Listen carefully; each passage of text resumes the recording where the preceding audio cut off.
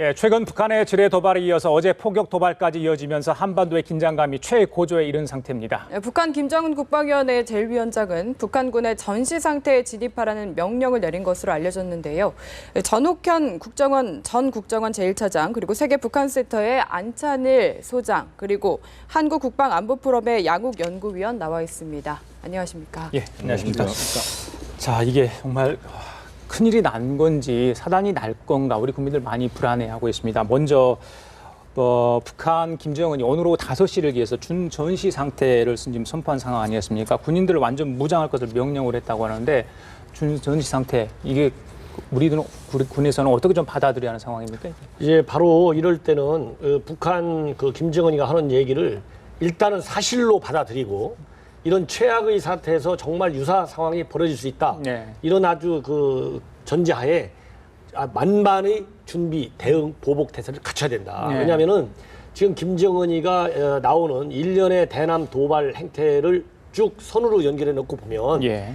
철저한 도발 시나리오를 짜놓고 한 수 한 수를 지금 그대로 옮겨놓고 있다. 그래서 우리 앵커분께서 바로 방금 전에 말씀하신 대로 일촉즉발의 위기까지 몰고 가가지고 한국 쪽으로부터 전향적인 예. 그런 대북 메시지를 받아내고 싶은 겁니다. 그래서 이런 말하자면 국제정치에서 게임 이론이라는 게 있지 않습니까? 예. 마주볼 달리는 기관차가 지금 오고 있는데 간이 작은 사람이 굴복하게 돼 있어요.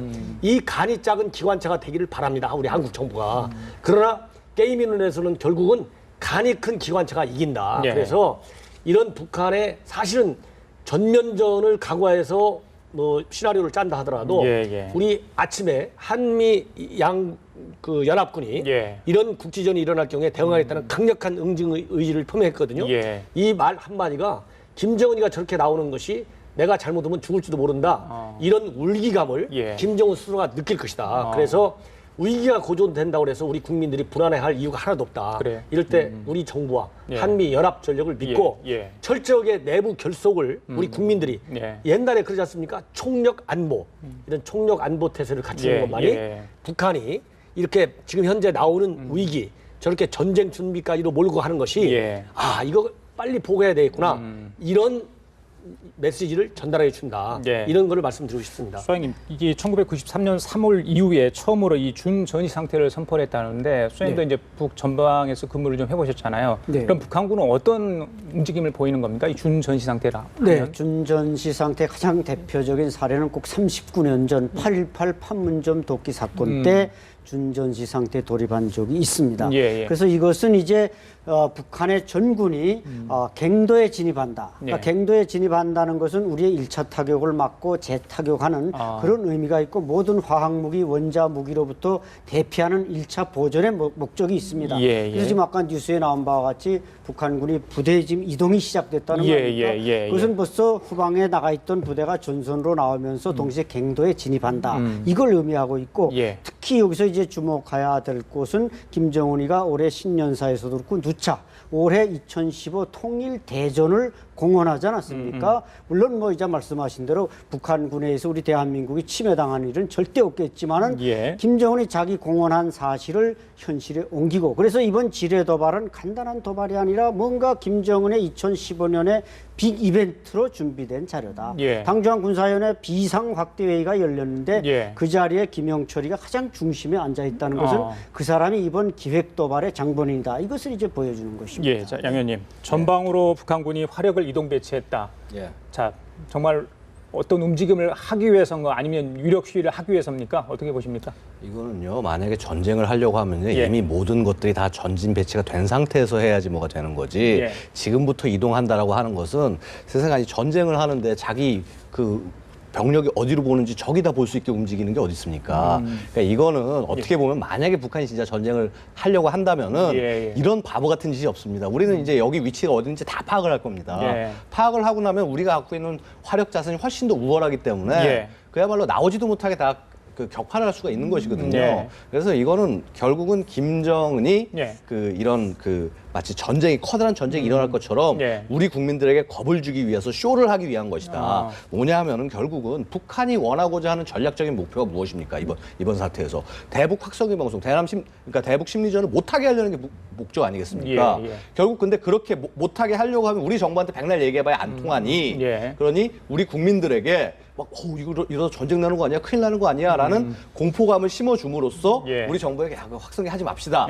이런 소리가 나오기를 바라는 겁니다. 그래요? 그래서 이제 그런 과정에서 아마도 지금은 이제 그런 부분들이 잘 안 나타나고 있지만 잠시만 기다려 보십시오. 인터넷에 보면은 별의별 글들이 다 올라올 겁니다. 그래요? 북한의 그 북한의 뜻을 그대로 삼아서 이거 대북 확성기 하면 안 된다 이런 식의 글들이 쭈르륵 그 북한의 적공국 요원들이 열심히 그걸 올릴 겁니다. 이런 식으로 우리 국내 내부에 여론을 먼저 치고 들어가게 하기 위해서라도 김정은 입장에서는 강하게 이런 모습들을 보여줄 수밖에 없고 그리고 보여주기에 전형적인 행동을 지금 하고 있는 겁니다. 여기서 말하는 화력이라는 건 어떤 걸 말합니까? 그러니까 주로 이제 그 포들입니다. 북한이 사실은 이제 이 북한이란 나라가 원래 소련의 그런 군사 체계를 받아서요.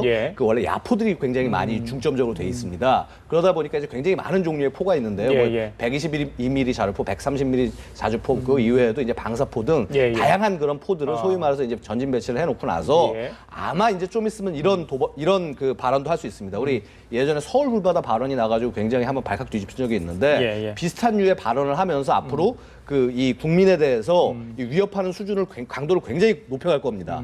결국 그 목적은 뭐냐? 이 심리전 쪽으로 해가지고 해서 이 대한민국의 여론을 무너뜨리겠다. 이게 북한의 100% 목표고 특히 왜 48시간 뒤에 전쟁을 하다고 얘기하지 않았습니까? 그럼 어제로부터 48시간이면 언제입니까? 토요일 아닙니까? 내일이죠. 내일. 그러면 주말에 이런 거를 자꾸 높임으로써 주말 되면 사람들이 일을 놓고 쉬고 있는 시기인데 사람들이 마음 편히 쉬지 못하게 그런 부분들을 노려서 지금 이렇게 하는 겁니다. 북한이 여태까지 도발을 해온 뭐 저강도 도발이건 고강도 도발이건 간에 미사일을 쏘고 뭐 훈련을 하고 한 도발을 보고 있으면요. 전부 다 대부분 연휴나 아니면 휴일이나 아니면 우리 뭐 예를 들어서 뭐 설날이라든가 이런 때 집중이 돼 있습니다. 이게 뭐냐? 우리 국민의 불안감을 높이겠다는 겁니다. 네, 그렇게 목적이 대북 확성기 방송 중단이다 이렇게 말씀을 해주고 계신데 그렇다면 어제 포사격도 28사단을 노렸는데 그것과 관련이 있다고 생각을 해야 될까요? 그렇죠. 뭐 자기네가 이제 포사격하고 차별 포격하겠다 해놓고는 한 방도 안 쏠 수는 없고 군부 강경파는 뭔가 쏴서 자기네 어떤 충성심도 보여줘야 되겠고 또 김정은 역시 그걸 노리고 특히 포사격이 이제 그 우리 박근혜 대통령께서 베이징 간다 이거 발표한 이후에 나왔기 때문에 제가 볼 때는 김정은이 베이징 방문 포기하고 중국의 시선을 끌고 주목을 받는 우리 존재를 자네 시진핑이 무시하는데 보라 한반도가 전쟁이 일어나고 나면 당신네 군대 또 보내야 돼. 그래서 자기 이제 몸값을 올리는 그런 그 목적이 아주 깊이 깔려 있기 때문에 그렇게 실시를 했고 그러나 그럼에도 불구하고 이제 말씀들 하신 대로 과연 48시간 후에 북한이 다시 우리를 향해서 포를 쏠 수 있는가? 제가 볼 때는 부분적으로는 쏠 수 있다. 그러나 그것이 전 전쟁으로 확대되는 것은 북한이 역시 원치 않는다. 왜냐하면 북한은 지금 군량미나 모든 면에서 뭐 핵무기를 가졌다고 큰 소리 뻥뻥 치고 있지만 우리 대한민국과 싸워서 이길 수 있는 물리력은 북한에 거의 존재하지 않기 때문에 그렇게 확산되는 것은 없으리라고 봅니다. 정 교수님, 이 도발 시기와 관련해서 지금 UFG 일지 프리덤 가디언 연습이 지금 진행 중이고 또 이제 뭐 박근혜 대통령이 어제 이제 중국을 방문하겠다 이렇게 했잖아요. 자, 그런 것도 노렸다고 보십니까? 네, 당연하죠. 그 이미 뭐 많은 분들이 말씀을 하시지만은 여러 가지 목적이 있는데 대내적인 측면, 대외적인 측면 다 있죠.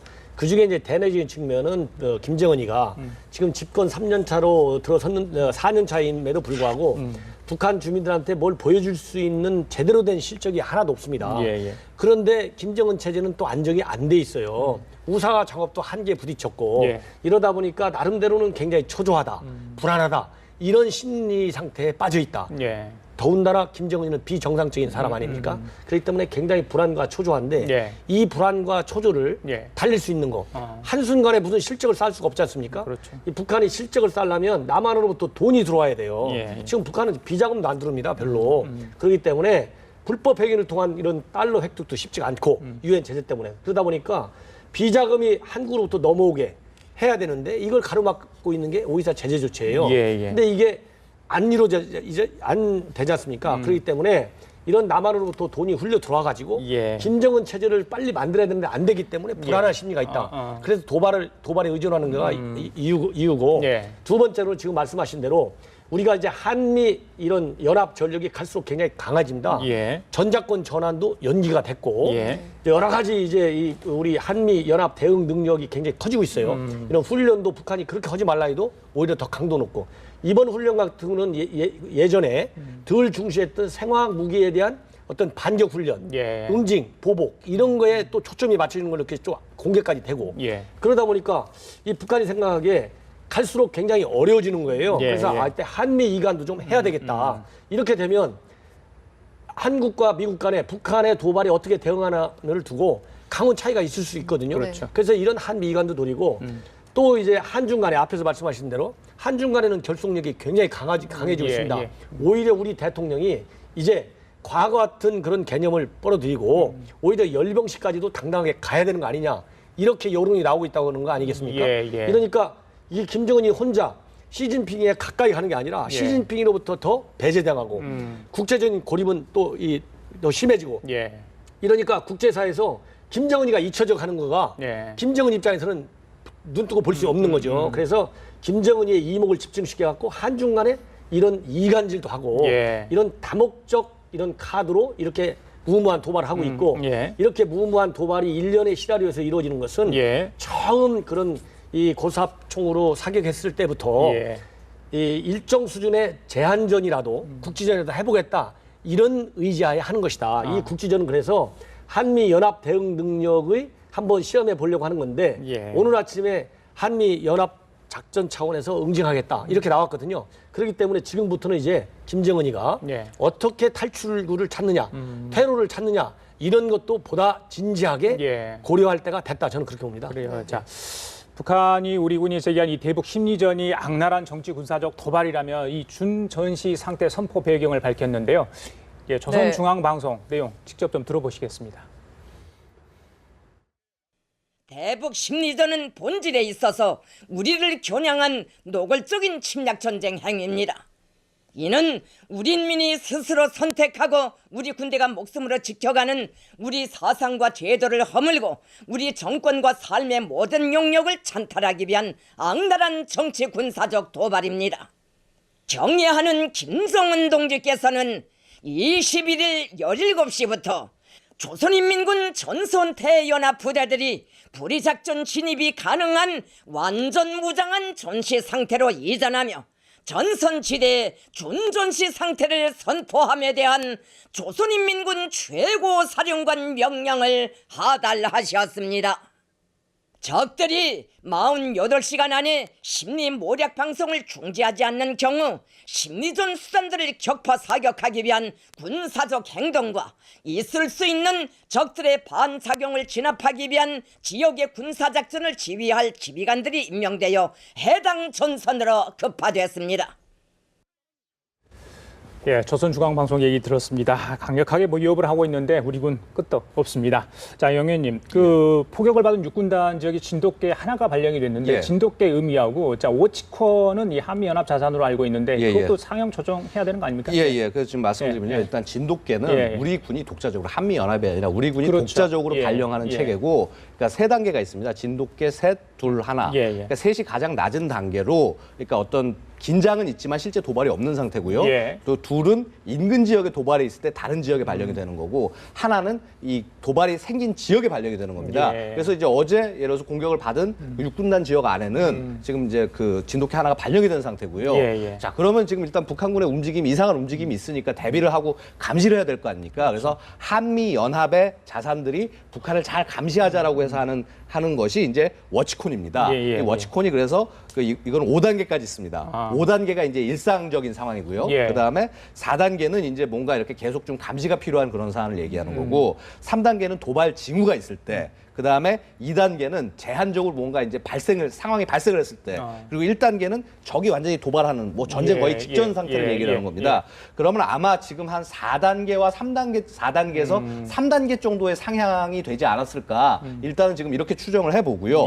그다음 이제 또 하나가 마지막으로는, 왜냐하면 지금 북한이 준전시 상태 선언을 하지 않았습니까? 그럼 우리도 뭔가 전시 상태 선언을 해야겠죠.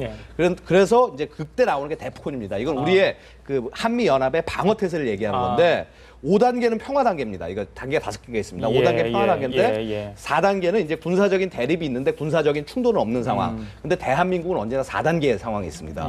그리고 지금 이제 긴장 상태가 되면 3단계가 되고 그다음에 공격 작전이라는 거 이런 게 생기면 2단계, 그다음에 전쟁이 되면 1단계가 되는 겁니다. 이게 지금 이제 4단계에서 한 3단계 정도로 상향하는 그런 노력들 같은 것들도 분명히 필요할 겁니다. 이게 지금 이제 아까 얘기가 나온 것이 한미 공동으로 해서 지금 대응하겠다는 얘기를 하지 않았습니까? 맞습니다. 이 얘기가 나온 것이 꽤 됐습니다, 사실.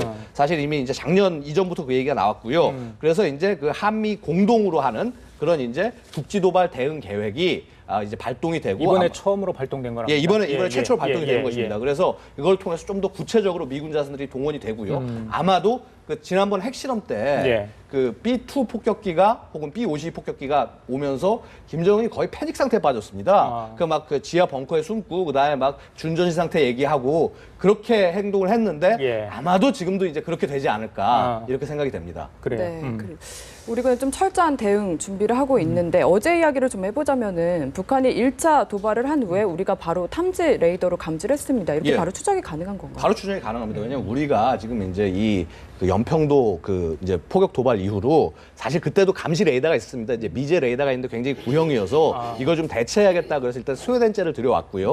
그다음에 국산도 개발해서 지금 배치를 쫙 해놓고 있는 상황입니다. 어제 탐지한 건 아마 스웨덴제 아서 K라는 레이더가 탐지를 했을 텐데요.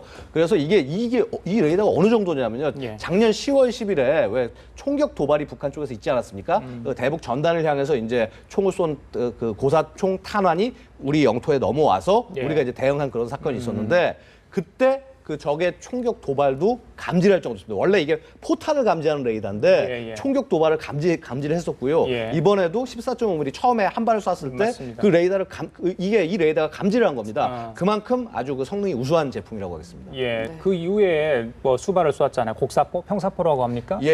그거를 감지하는 데는 좀 시간이 걸렸어요. 근데 그 부분에 있어서는 아마 이제 그 사실 감지 자체에 시간이 걸렸다라기보다는 도발 원점을 삼각 측량식으로 해서 정확히 특정을 하는 데 있어서 좀 시간이 걸렸을 거고 제가 볼 때는 시간이 걸린 것이 도발 원점을 특정을 못해서 시간이 걸린 것이 아니라 과연 어떻게 대응해야 될까 고민을 했던 것 같습니다. 그러니까 무슨 말인고 하니 분명히 적의 탄환이 우리 영토 내로 떨어졌는데 물적인 피해도 없고 인적인 피해도 없다 보니까 이거를 어떻게 대응하는 게 상응한 대응이겠느냐. 근데 상응한 대응으로 하려면요. 북한이 고사 총탄, 그러니까 14.5mm 탄을 쏘았으면 우리는 K6라는 기관총을 쏴야 되는 거고, 북한이 76mm 포탄을 쐈으면 우리도 거기에 해당하는 뭐 하다못해 뭐 80몇 mm 무반동 포라도 쏴야 되는 건데 그렇게 하지 않고 우리는 155mm 포로 대응을 했습니다. 그러니까 이게 굉장히 세게 대응한 거거든요. 지금 가지고 나오신 게 바로 어제 우리 군이 대응했던 그 K9 자주포 155mm. 맞습니다. 지금 국내가 보유하고 있는 155mm 자주포가 두 가지 종류가 있습니다. 지금 보시는 것이 K9 자주포고요. 이것이 연평도 포격전 때 그 반격을 해서 이제 그때는 제대로 가동이 안 됐잖아요. 그때는 이제 한 두 대 정도가 좀 문제가 있었는데 근데 한 가지 그래도 명심을 해주셔야 될 것은 우리 병사들은 해병 병사들은 5분 이내에 전부 다 타격 준비를 다 마치고 그때 좀 반격하는 판단이 늦어서 그렇지 적에 대해서 굉장히 잘 대응을 했습니다. 그래서 이제 그 K9이 있고 그다음에 이 K9이 포신이 굉장히 긴데 이것보다 포신이 살짝 짧은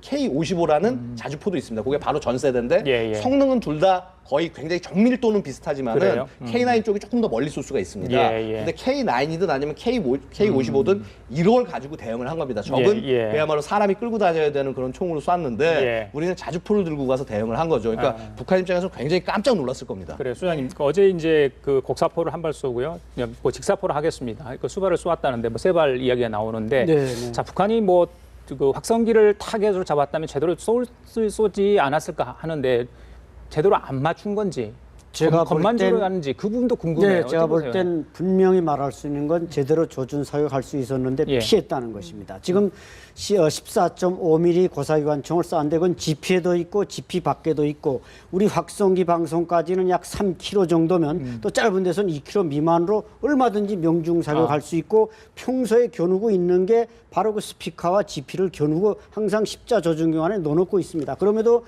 불구하고 그 옆에다 쐈다는 것은 일단 비겁하게 했다는 것이고 또 우리 측 보복에 대해서 북한이 반응을 보인 게 최고사령부 보도로 나왔는데 바로 그 민경초소 GP에 우리 포탄이 30여 발이 떨어졌다는 것입니다. 예. 그러니까 연평도 때 저희가 K9을 쐈을 때는 북한 후방에 떨어졌는데 이 GP에 떨어진 건 그건 전선 지역이기 때문에 오히려 그때보다 더 무서운 전쟁 대결로 북한은 인식하고 있는 겁니다. 그렇기 때문에 저렇게 지금 준전시 상태를 선포하고 다시 긴장을 지금 업그레이드 시키고 있는 것이죠. 네, 대북 확성기 방송 중단을 원하는데 조준은 일부러 안 했다 이런 이야기가 되는데요.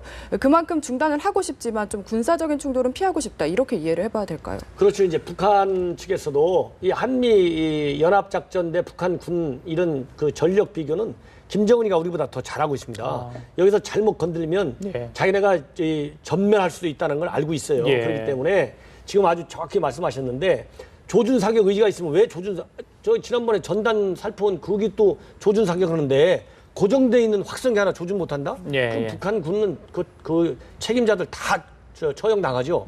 있는데 일단 무슨 겁을 줘보고 한국을 한번 흔들어 보는 겁니다. 어떻게 대응하는지.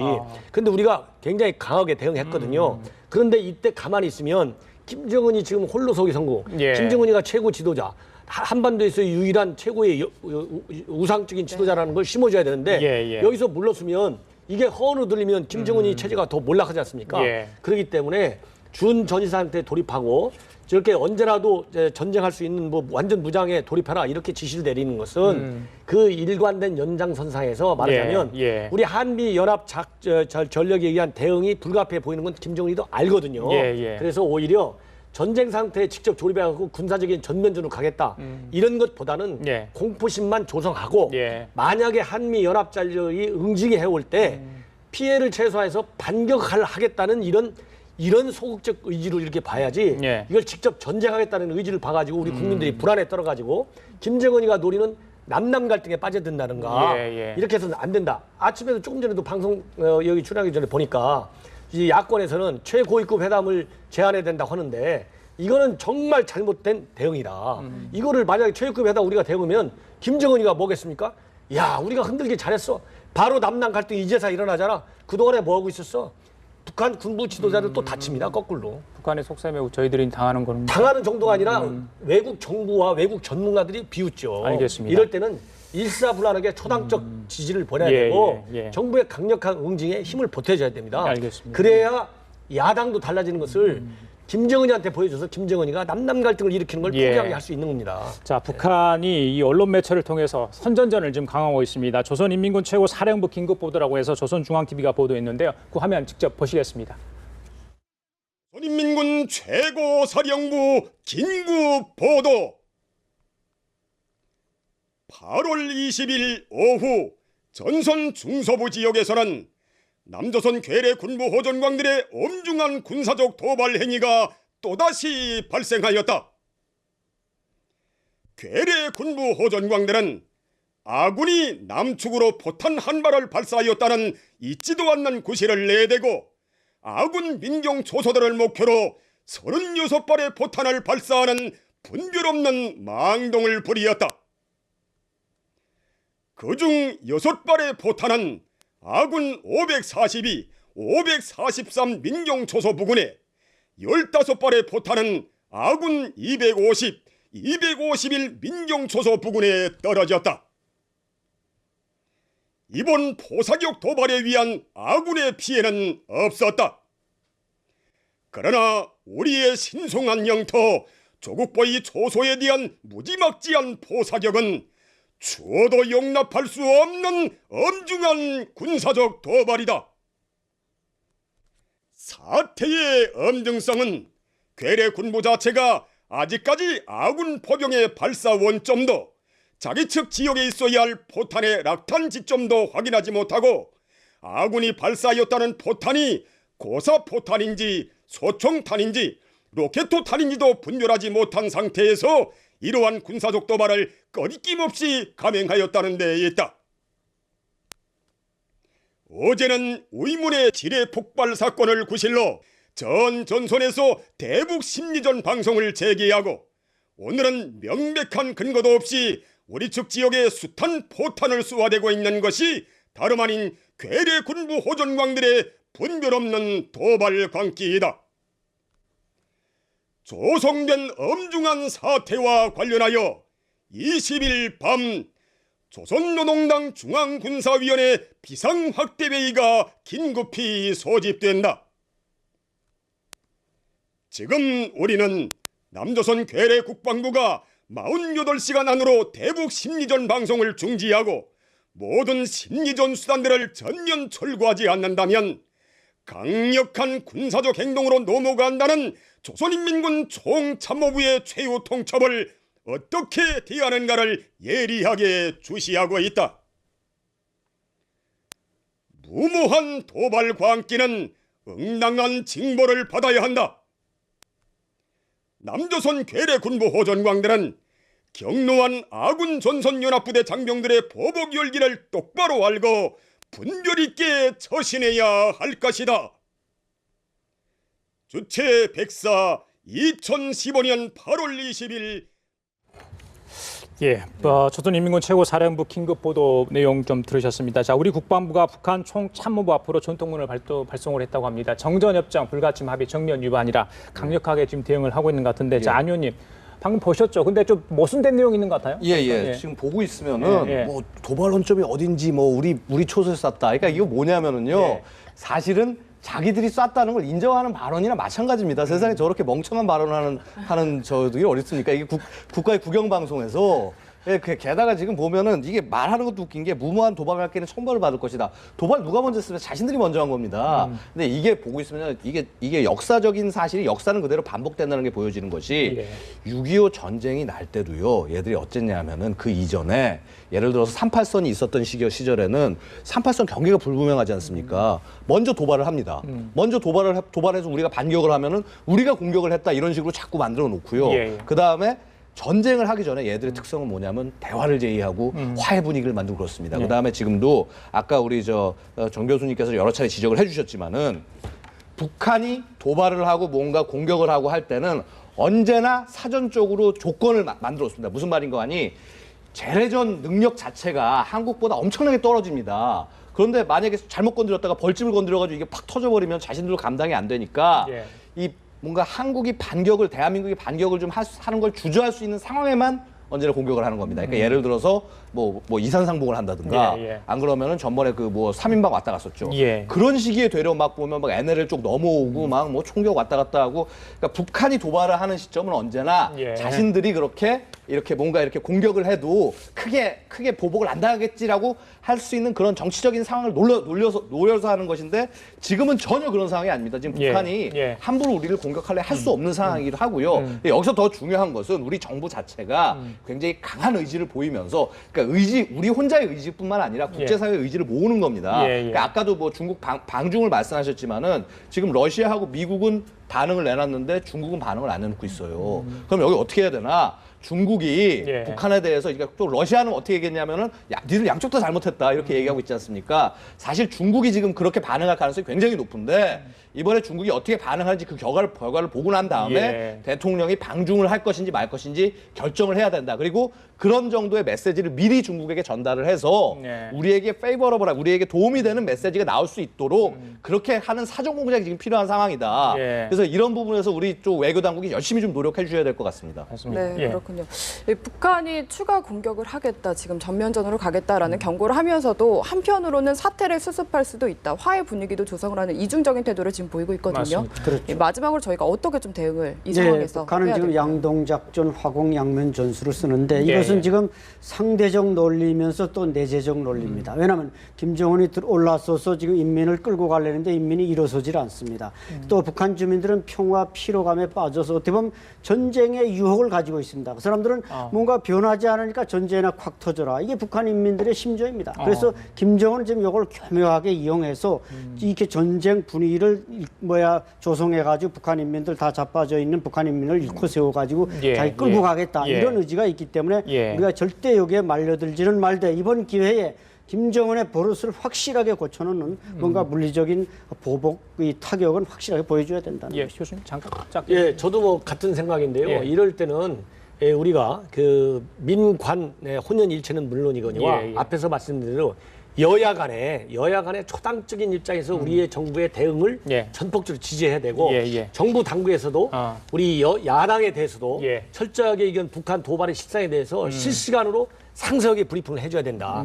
그리고 특히 외신 관리가 굉장히 중요하다. 그래서 불필요하게 우리 한반도에 이번에 군사적인 이런 도발이 이렇게 이 한반도의 긴장이 지나치게 부풀려져서 외국 국제사회에 알려지지 않도록 특별하게 관리할 필요가 있다. 이런 말씀을 드리고 싶습니다. 자, 국내 일치된 목소리. 차제 또 도발 의지를 완전히 꺾을 수 있는 그런 조치도 좀 필요한 것 같습니다. 지금까지 전옥현 전 국정원 제1차장, 안찬일 세계 북한연구센터 소장, 그리고 양욱 한국국방안보포럼 연구위원이었습니다. 세 분 감사합니다. 감사합니다. 감사합니다.